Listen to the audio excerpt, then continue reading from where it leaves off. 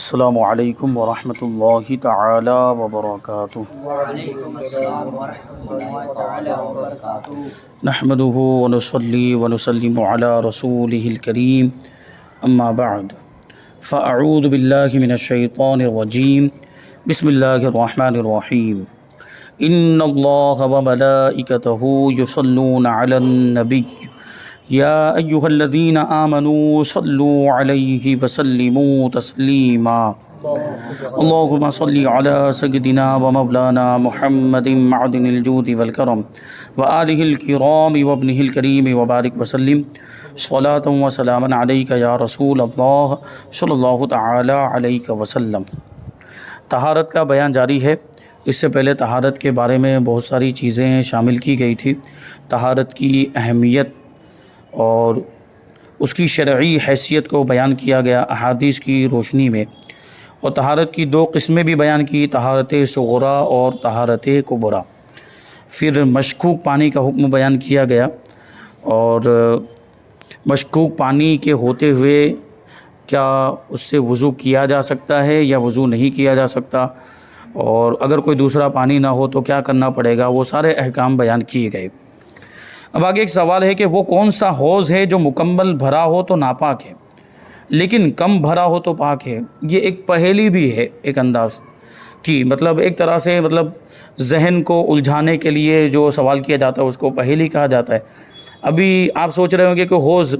کم ہو پانی یا زیادہ ہو تو دونوں میں ایک ہی حکم ہونا چاہیے،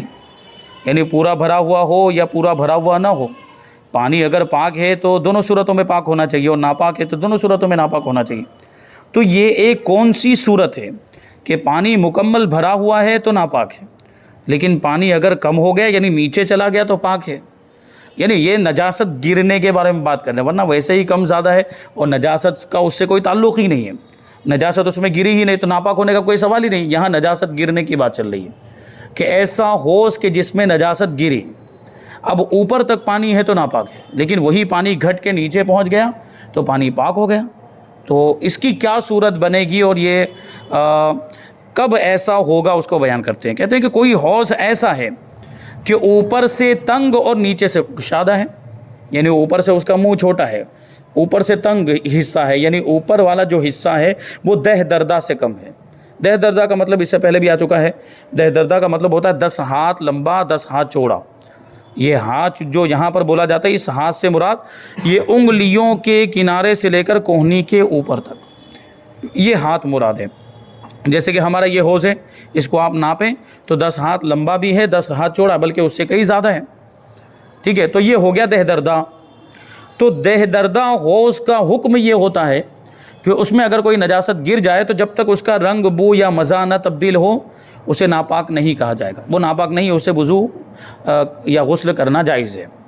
ٹھیک ہے؟ تو یہاں جو حوض کی بات چل رہی وہ اوپر سے تنگ ہے، یعنی اوپر سے دہ دردہ سے کم ہے اور نیچے دہ دردہ ہے۔ تو دہ دردہ سے کم جو حوض ہوتا ہے، یعنی 10 ہاتھ لمبا یا 10 ہاتھ چوڑا جو حوض نہیں ہوتا، اتنی مقدار سے کم ہوتا ہے، اتنی لمبائی چوڑائی اس کی نہیں ہوتی، اس میں نجاست اگر گر جائے تو وہ ناپاک ہو جاتا ہے۔ تو یہاں ایسے حوض کے بارے میں بتا رہے ہیں کہ اوپر سے تنگ ہے، کبھی ہو سکتا ہے ایسی کچھ بناوٹ ہو، اور نیچے سے اس کو کشادہ کر دیا ہے، اوپر سے اس کو اس کی لمبائی چوڑائی کم ہے، دہ دردہ سے کم ہے، وہی کہہ رہے ہیں، یعنی اوپر دہ دردہ یعنی 100 ہاتھ 25 گز اور 225 فٹ نہیں، اور نیچے دہ دردہ یا زیادہ ہے۔ اگر ایسا حوض اوپر تک بھرا ہوا ہو اور نجاست پڑے تو پھر ناپاک ہے۔ پھر اگر اس کا پانی گھٹ گیا اور دہ دردہ ہو گیا تو اب پاک ہو گیا، یعنی اوپر تک پہلے بھرا ہوا تھا اور نجاست گری تو ناپاک، کیونکہ اوپر والا جو حصہ ہے وہ دہ دردہ سے کم ہے، لیکن پانی استعمال ہوتا رہا، یا یہ کہ پانی کو خالی کرتے رہے، پانی کو نکالتے رہے، اس کو بہاتے رہے، یا کسی اور چیز میں کنویں وغیرہ میں ڈال دیا اور اس کا پانی نکالنے کے بعد، تو اب یہ جو پانی تھا وہ گھٹ کے نیچے والے حصے میں پہنچ گیا، حوض کے اس حصے میں پہنچ گیا جو حصہ دہ دردہ ہے، یعنی 10 ہاتھ لمبا یا 10 ہاتھ چوڑا ہے، 10 ہاتھ لمبا اور 10 ہاتھ چوڑا ہے، وہاں پہنچ گیا تو اب یہ پانی پاک ہو جائے گا، کیونکہ اس دہ دردہ کا حکم کیا ہے کہ جب تک رنگ یا بو یا مزہ نہ تبدیل ہو اس کو ناپاک نہیں کہا جائے گا، وہ پاک ہے۔ رنگ بو یا مزہ بدلنے کا مطلب آپ جان ہی رہے ہوں گے، نجاست گرنے کی وجہ سے، کسی اور وجہ سے نہیں، کسی پاک چیز کے گرنے کی وجہ سے اگر رنگ یا بو یا مزہ تبدیل ہوا تو وہ ناپاک نہیں ہے۔ جیسے وہ بہت سارے پتے گر گئے، اس میں درخت کے پتے گر گئے، اس کی وجہ سے پانی ہرا ہرا ہو گیا، کبھی ایسا بھی ہو سکتا ہے، تو وہ ناپاک نہیں کہیں گے اس کو، پانی ناپاک نہیں، بلکہ بسا اوقات تو پانی میں پتے ڈالے بھی جاتے ہیں، جیسے نیم کے پتے ڈال کر پانی کو ابالا جاتا ہے اور پھر اسے نہایا جاتا ہے اور اس کے فائدے بھی بیان کیے گئے، تو اس سے پانی ناپاک نہیں ہوتا۔ یہاں مراد کیا ہے؟ ناپاکی گرنے کی وجہ سے، نجاست اور گندگی گرنے کی وجہ سے رنگ بدل گیا، پانی کا رنگ ہی چینج ہو گیا، یا بو بدل گئی، یعنی اس میں اب وہ نجاست کی بدبو آنے لگ گئی پورے پانی کے اندر، تو بھی ناپاک ہو جائے گا، یا اس کا مزہ بدل گیا، یعنی اس کا ذائقہ، اس کا ٹیسٹ تبدیل ہو گیا، کیونکہ ظاہر سی بات وضو کریں گے تو کلی کرتے ہیں تو منہ پانی میں لیتے ہیں، پانی کو منہ میں لیتے ہیں، تو ایسی صورت میں ذائقہ محسوس ہوتا ہے کہ یہ بھی اس کے اندر بھی حکمت بیان کی گئی ہے، علماء نے اس کو بیان کیا کہ وضو کے اندر شروعات میں سب سے پہلے ہاتھ دھونے کا حکم ہے، پھر دوسرے نمبر پر کیا کرنے کا حکم ہے؟ کلی کرنے کا حکم ہے، تیسرے نمبر پر ناک میں پانی چڑھانے کا حکم ہے۔ یہاں دیکھیں یہ تینوں چیزوں کی ٹیسٹنگ یہاں پر ہو جاتی ہے، رنگ، بو یا مزہ۔ سب سے پہلے آپ ہاتھ میں پانی لیں گے تو رنگ پتہ چل جائے گا، سب سے پہلے آپ نے ہاتھ میں لیا، رنگ اگر رنگ تبدیل ہوا معلوم کریں، کوئی نجاست کی وجہ سے تو نہیں ہے،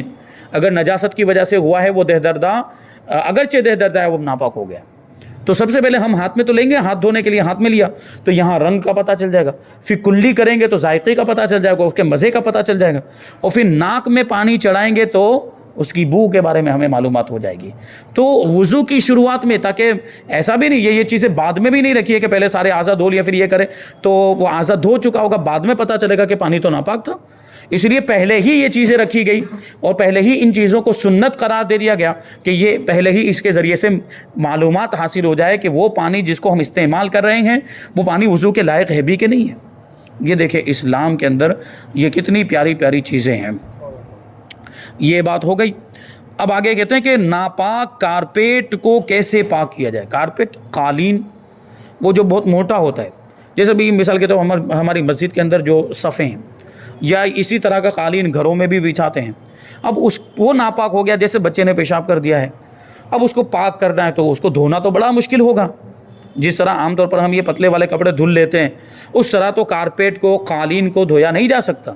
تو اس کو پاک کرنے کا طریقہ کیا ہوگا؟ اس کو تو آپ نچوڑ بھی نہیں سکتے، یہ والے کپڑے کو تو دھو کر نچوڑنے کا حکم ہے کہ 3 مرتبہ اچھی طرح دھو کر 3 مرتبہ اچھی طرح نچوڑ دیا جائے کہ قطریں ٹپکنا بند ہو جائے تو وہ کپڑا پاک ہو جاتا ہے۔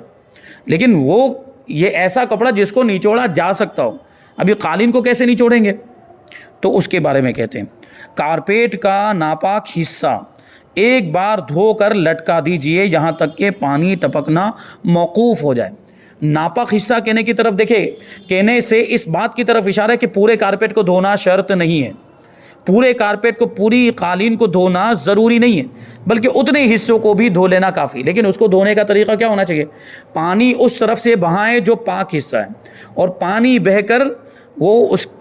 اس حصے میں جانا چاہیے جہاں پر نجاست ہے، اور پھر وہ نجاست کو لے کر پورے کارپیٹ سے ہو کر وہ پانی بہہ جائے، اسی نجاست والے حصے سے وہ کارپیٹ کے کنارے سے پورا پانی بہہ جائے، اس انداز میں پانی بہانا ہے۔ ایسے پانی نہیں بہانا ہے کہ پھر وہ نجاست بہہ کر پورے کارپیٹ پہ پھیل جائے، نہیں۔ تو جس حصے پہ لگائے اس حصے کو، جیسے مثال کے طور پر یہ رومال ہے آپ کے پاس، جیسے مثال کے طور پر یہ رومال ہے، ابھی رومال کے اس کنارے میں، اس کو کارپیٹ مان کے چلے، یہاں پہ نجاست لگی، اب آپ کو پورا رومال دھونا ضروری نہیں ہے، آپ رومال کو ایسے پکڑیں گے اس طرف سے، یہاں کنارے پہ نجاست لگی، آپ رومال کو ایسے پکڑیں،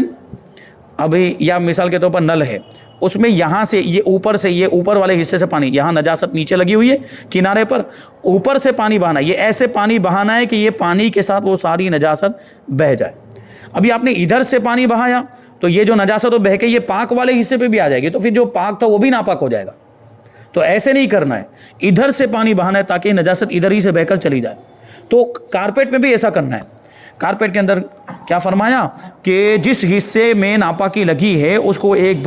بار دھو کر اس کو لٹکا دے، کیونکہ نچوڑا نہیں جا سکتا، اس کو لٹکانے کا حکم ہے، یہ رسی باندھ کر اس پر لٹکا دیا جائے، یا اس طرح کٹہرا نما کوئی چیز ہے اس کے اوپر لٹکا دیا، ہم نے دھو دیا اور اب اس کے اوپر لٹکا دیا ہم نے کٹہرے کے اوپر، تو اس طرح لٹکانا ہے کہ پانی ٹپکنا موقوف ہو جائے، یعنی اتنی دیر تک اس کو لٹکا رہنے دینا ہے کہ وہ پانی جو ٹپک رہا ہے وہ سلسلہ پانی کے ٹپکنے کا موقوف ہو جائے۔ پھر دوبارہ دھو کر لٹکائیے، دوسری بار بھی ایسا ہی کرنا ہے حتیٰ کہ پانی ٹپکنا بند ہو جائے، پھر تیسری بار اسی طرح دھو کر لٹکا دیجئے، جب پانی ٹپکنا بند ہو جائے گا تو کارپیٹ پاک ہو جائے گا، یعنی تیسری مرتبہ جب پانی ٹپکنا بند ہو جائے گا تو وہ کارپیٹ پاک ہے۔ تو یہ اس کے دھونے کا طریقہ۔ چٹائی، چمڑے کے چپل اور مٹی کے برتن وغیرہ جن چیزوں میں پتلی نجاست جذب ہو جاتی ہے، اندر پیوست ہو جاتی ہے، وہ بھی اسی طرح پاک کیے جا سکتے ہیں۔ ان ساری چیزوں کو بھی اسی طرح پاک کیا جا سکتا ہے۔ تو اب یہ ایک سوال ہے کہ نجاست، پتلی نجاست جس میں جذب ہو جاتی ہے، تو اب اس کا جو مفہوم مخالف ہے وہ یہ نکلتا ہے کہ وہ چیزیں جن میں نجاست جذب نہیں ہوتی، اوپر ہی رہتی ہے، اس کا مطلب یہ ہے کہ ان کے پاک کرنے کا یہ طریقہ نہیں ہے، ان کو دوسرے طریقے سے بھی، یعنی دھو کر بھی پاک کیا جا سکتا ہے، دوسرے طریقے سے بھی پاک کیا جا سکتا ہے۔ یعنی جیسے تلوار ہے، مثال کے طور پر تلوار، ابھی تلوار کے اوپر نجاست لگ گئی، تلوار کے وہ سخت والے حصے پر جو دھات کا ہے اس پہ نجاست، تو وہ اندر جذب تو ہونے والی نہیں ہے، تو ایسی صورت میں آپ اس کو کسی پاک کپڑے سے پونچھ دیں، اچھی طریقے سے اس کو پونچھ دیں، صاف کر دیں کہ نجاست کا بالکل اثر ختم ہو جائے، تو وہ تلوار پاک ہو جائے گی۔ تو یہ ایک چیز ہے، اور بھی بہت سارے طریقے ہیں نجاستوں سے چیزوں کو پاک کرنے کے، انشاءاللہ وہ پوری تفصیل آگے آئے گی۔ تو اب ایک سوال ہے کہ دوسرے کے کپڑے پر نجاست لگی دیکھی تو کیا کیا جائے؟ یعنی ہمارے کپڑے پر نہیں، دوسرے کے کپڑے پر نجاست لگی ہے، تو سوال یہ کہ اس کو بتانا چاہیے کہ نہیں بتانا چاہیے؟ یہ سوال، بھائی تیرے کپڑے میں نجاست لگی ہے، گندگی لگی ہوئی ہے، تیرا کپڑا گندا ہو گیا ہے، پاک کر لے، اس طرح۔ تو اس کے بارے میں کہتے ہیں کہ کسی دوسرے مسلمان کے کپڑے میں نجاست لگی دیکھی اور غالب گمان ہے کہ اس کو خبر کرے گا تو وہ پاک کر لے گا، تو خبر کرنا واجب ہے، خبر کرنا ضروری، اس پر لازم ہے، یعنی اگر خبر نہیں کی تو گنہگار ہوگا، کیونکہ اس کی وجہ سے، اس کے خبر نہ کرنے کی وجہ سے اب اگر وہی ناپاک کپڑے پہن کر وہ نماز پڑھ لیتا ہے تو اس کی نماز ہوگی؟ اگر وہ بقدر مانع اس میں لگی ہوئی ہے، اتنی مقدار میں نجاست لگی ہوئی ہے کہ جتنی مقدار کے ہوتے ہوئے نماز ہوتی ہی نہیں ہے، اب وہ نماز پڑھ لے گا تو اس کی نماز نہیں ہوگی، جبکہ یہ بتاتا، وہ پاک کر لیتا، پھر وہ نماز پڑھتا تو نماز درست ہو جاتی، اس لیے اس کا بتانا واجب ہے۔ ہاں اگر غالب گمان یہ کہ مانے گا ہی نہیں، غالب گمان یہ ہے کہ وہ گنڈا قسم کا آدمی ہے، شریر آدمی ہے، وہ ہم کو ڈانٹنے لگ جائے گا، تو تیرا کام کر، تجھے کس نے بولا بتانے کے لیے، اس طرح کے بھی کچھ لوگ ہوتے ہیں، ایک دم بدتمیز قسم کے، بد اخلاق قسم کے لوگ ہوتے ہیں، تو اس کو اگر نہیں بتائیں گے تو چلے گا، کیونکہ وہ ماننے والا ہی نہیں ہے۔ لیکن یہاں بات کیا چل رہی ہے اس کے بارے میں اور عام مسلمانوں کے بارے میں، تو یہی ہمارا تجربہ ہے کہ ان کو بتایا جائے تو وہ فوراً اس پر توجہ دیتے ہیں اور فوراً اس کو پاک کرنے کی تگ و دو میں لگ جاتے ہیں اور اس کو جو ہے کہ پاک کر بھی لیتے ہیں، تو عام حالات میں تو بتانا ضروری ہوگا۔ یہ ہو گیا۔ اب ایک اور سوال، امام غزالی رحمۃ اللہ تعالی علیہ نے طہارت کے کتنے مراتب بیان فرمائے، کتنے مرتبے، کتنے درجے، یہ بھی غور کرنے کی ضرورت ہے۔ امام غزالی نے جو درجات یہاں پر بیان کیے ہیں اس پر غور کرنا ہے۔ ایک تو ظاہری نجاست ہوتی ہے، ایک باطنی نجاست ہوتی ہے، ان ساری چیزوں کے اعتبار سے انہوں نے یہ درجات اور مراتب بیان کیے ہیں۔ حجت الاسلام امام محمد غزالی رحمۃ اللہ تعالی علیہ فرماتے ہیں طہارت کے 4 مراتب ہیں۔ پہلا مرتبہ اپنے ظاہر کو احداث یعنی ناپاکیوں اور نجاستوں سے پاک کرنا۔ ظاہر کو کا کیا مطلب؟ یہ ظاہری بدن اور ظاہری کپڑا، لباس، جو کچھ بھی ہم نے پہنا ہوا ہے اس کو گندگیوں سے اور ناپاکیوں سے پاک کرنا، یہ پہلا درجہ ہے، طہارت کا پہلا درجہ۔ دوسرا درجہ ہے اعضاء کو جرائم اور گناہوں سے پاک کرنا، یہ تصوف کی بات کر رہے ہیں۔ دوسرا طہارت کا جو درجہ ہے وہ اعضاء کو یعنی جسم کے اعضاء، باڈی پارٹس، ان کو جرموں سے محفوظ رکھنا، گناہوں سے پاک رکھنا، یہ طہارت کا دوسرا درجہ ہے، یہ بھی بہت اہم۔ اور تیسرا درجہ ہے کہ اپنے دل کو برے اخلاق سے پاک رکھنا۔ ابھی دل کو برے اخلاق سے پاک رکھنے کا کیا مطلب ہوا؟ یعنی دل میں برے خیالات نہ آنے دینا، وسوسوں کو دور کرنا، یعنی دل یہ خیالات کی آماج گاہ ہوا کرتا ہے تو اچھے اچھے خیال لانے چاہیے اور برے خیالات کو دور کرنا چاہیے، اچھی چیزوں کے بارے میں سوچتے رہنا چاہیے، بری چیزوں کے بارے میں، گناہوں کے بارے میں اور بے حیائی کے بارے میں نہیں سوچنا چاہیے، نیکیوں کے بارے میں، نیکوں کے بارے میں ہمیں سوچتے رہنا چاہیے، اچھی چیزوں کے بارے میں سوچنا چاہیے۔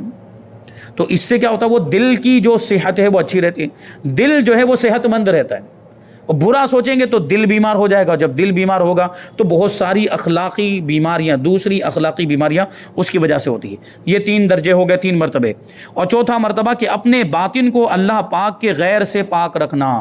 یعنی اللہ تبارک و تعالی ہمارا معبود ہے، ہمارا خدا ہے، تو باطن میں اللہ ہی کی جگہ ہونی چاہیے،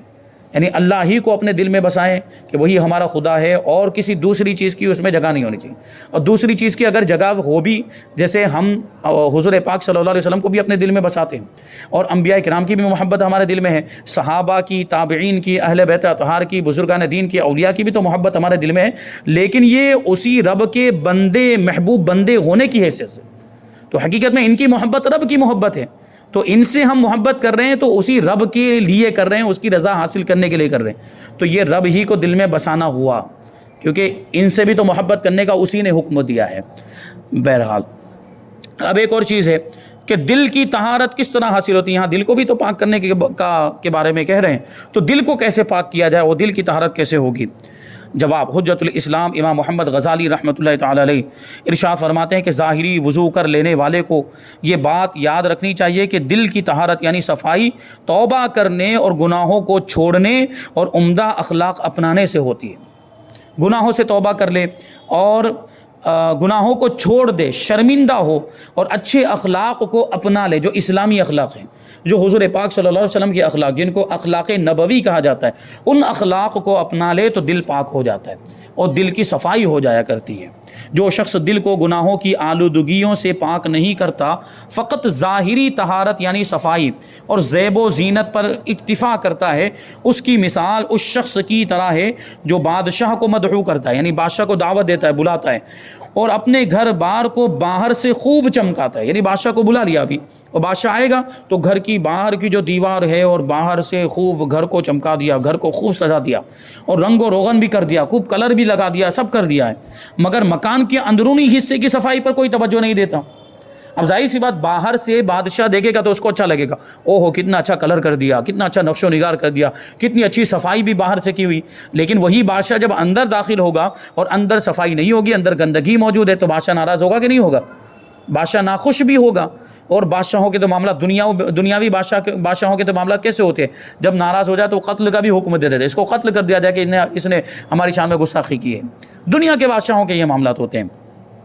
تو پھر جب بادشاہ اس مکان کے اندر آ کر گندگیاں دیکھے گا تو وہ ناراض ہوگا یا راضی؟ یہ ہر ذی شعور خود سمجھ سکتا ہے، ہر عقل والا خود سمجھ سکتا ہے کہ اس کا کیا معاملہ ہوگا۔ تو ہم نے ظاہر کو تو پاک کر لیا، خوب ہم نے وضو بھی کر لیا، غسل بھی کر لیا، خوب اچھا رگڑ کے ہم نے جسم کو پاک کر لیا، لیکن ہمارا باطن ناپاک ہے، ہمارا دل پاک نہیں ہو پایا، دل صاف نہیں ہو پایا، تو اللہ تبارک و تعالیٰ کے جلوے یہاں پر کیسے بس پائیں گے؟ اگر ہم اللہ تبارک و تعالیٰ کی انوار و تجلیات کو اپنے دل میں جگہ دینا چاہتے ہیں اور اس کو بسانا چاہتے ہیں کہ اللہ تعالیٰ کے انوار نازل ہوں، تو دل کو ویسے پاک اور صاف بھی کرنا پڑے گا، دل کو ویسا بنانا بھی پڑے گا۔ آگے سوال ہے کہ گھر سے وضو کر کے فرض نماز کے لیے مسجد میں جانے والے کا کیا انعام ہے؟ دیکھیں یہ بھی بہت اہم سوال، آج کل کے زمانے میں تو بالکل یہ عام ہو گیا کہ مسجدوں میں ہی انتظام ہوتا ہے، اور عام طور پر لوگ مسجد میں آ کر مسجد ہی میں وضو کرتے ہیں، جبکہ زیادہ فضیلت اس بات میں ہے کہ گھر سے وضو کر کے آئیں۔ اور پرانے زمانے میں مسجدوں میں وضو کا انتظام نہیں ہوتا تھا، مسجد نبوی میں بھی وضو کرنے کا کوئی انتظام نہیں تھا، سب صحابہ کرام اپنے گھروں سے وضو کر کے آتے تھے، اور اس کی بڑی فضیلت ہے، کیونکہ یہاں پر انتظام کرنا کبھی دشوار بھی ہو سکتا ہے، اب تو ہمارے زمانے کے اعتبار سے آسان ہو گیا ہے پانی وغیرہ کا انتظام کرنا، ورنہ پرانے زمانے کے اعتبار سے دیکھیے کہ جب پانی کی کمی بھی ہوتی تھی یا پانی کہیں سے بھر کے لانا پڑتا تھا، کنویں میں سے بھر کر لاؤ، تالاب میں سے بھر کر لاؤ، اور ابھی مسجد میں سب نمازیوں کے لیے پانی کا انتظام کرنا ہو تو کتنی دشواری ہوگی، کتنی تکلیف۔ تو اس زمانے میں ایسا نہیں ہوتا تھا، وہ لوگ گھروں سے ہی وضو کر کے آتے تھے، اس کی بڑی فضیلت ہے۔ تو اب بھی یہ فضیلت اگر حاصل کرنا چاہتے ہیں تو گھر سے وضو کر کے آنا چاہیے، گھر سے وضو کر کے آئیں گے تو یہ فضیلت بھی مل جائے گی، اور یہ کہ مسجد کا پانی بھی بچے گا، اور بھی بہت ساری چیزیں اس میں بہت سے فائدے حاصل ہو سکتے ہیں۔ تو اس کی فضیلت بیان کرتے ہیں۔ حضرت سیدنا ابو ہریرہ رضی اللہ تعالیٰ عنہ سے مروی ہے کہ حضور صلی اللہ علیہ وسلم نے ارشاد فرمایا کہ جو شخص اپنے گھر میں طہارت یعنی وضو اور غسل کر کے فرض ادا کرنے کے لیے مسجد کو جاتا ہے تو ایک قدم پر ایک گناہ مٹ جاتا ہے اور دوسرے قدم پر ایک درجہ بلند ہو جاتا ہے۔ دیکھیے نیکی کمانے کا کتنا آسان ذریعہ ہمیں دے دیا کہ ہر قدم پہ اب ہر ایک قدم جو ہم بڑھا رہے ہیں اس پہ ایک گناہ مٹ رہا ہے اور ایک درجہ بلند کیا جا رہا ہے۔ اور ایک حدیث شریف میں یہ فرمایا کہ جو طہارت کر کے اپنے گھر سے فرض نماز کے لیے نکلا اس کا اجر اور ثواب ایسا ہے جیسا احرام والے حاجی کا، جس نے حج کی نیت سے احرام باندھ لیا تو اس کے لیے کیا ثواب ہو جاتا ہے، تو حج کے ارکان اب وہ ادا کرے گا، حاجی ہو جائے گا تو اس کے برابر اس کو ثواب ملتا ہے۔ آگے سوال ہے کہ رات میں اٹھ کر طہارت کر کے دعا مانگنے کی کیا فضیلت ہے؟ رات میں کبھی آنکھ کھل جائے تو وضو کر کے دعا کر لینی چاہیے، نماز پڑھنا چاہیے، یہ بھی حکم ہے، اس کی بھی بڑی فضیلت ہے، ذکر و اذکار کرنا چاہیے۔ حضور پرنور صلی اللہ علیہ وسلم نے ارشاد فرمایا کہ میرا جو امتی رات کو بیدار ہو کر خود کو طہارت کی طرف مائل کرتا ہے، یعنی وضو کرتا ہے اور اگر غسل کی حاجت ہے تو غسل بھی کرتا ہے،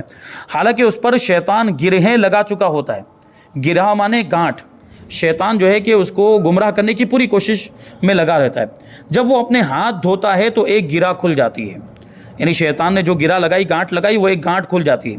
جب وہ چہرہ دھوتا ہے تو دوسری گرہ کھل جاتی ہے، جب وہ اپنے سر کا مسح کرتا ہے تو تیسری گرہ کھل جاتی ہے، اور جب وہ پاؤں دھوتا ہے تو چوتھی گرہ بھی کھل جاتی ہے۔ تب اللہ کریم حجاب کے پیچھے موجود فرشتوں سے فرماتا ہے، دیکھو میرے اس بندے کو جو خود کو مجھ سے سوال کرنے پر مائل کرتا ہے، یہ بندہ مجھ سے جو کچھ بھی مانگے گا میں اسے عطا کر دوں گا۔ تو یہ فضیلت ہے۔ تو یہاں پر یہ ابھی تو طہارت کے بارے میں ابتدائی تمہیدی گفتگو تھی۔ اب انشاءاللہ طہارت نجاست کی قسمیں، نجاست کی کتنی قسمیں ہیں، کون کون سی، اور ان کے تفصیلی احکام انشاءاللہ ہم آئندہ درس میں شامل کریں گے۔ اللہ تبارک و تعالیٰ کی بارگاہ میں دعا ہے کہ جو کچھ بھی بیان ہوا اس پر ہم سب کو عمل کرنے کی توفیق عطا فرمائے۔ وما علینا الا البلاغ۔ السلام علیکم۔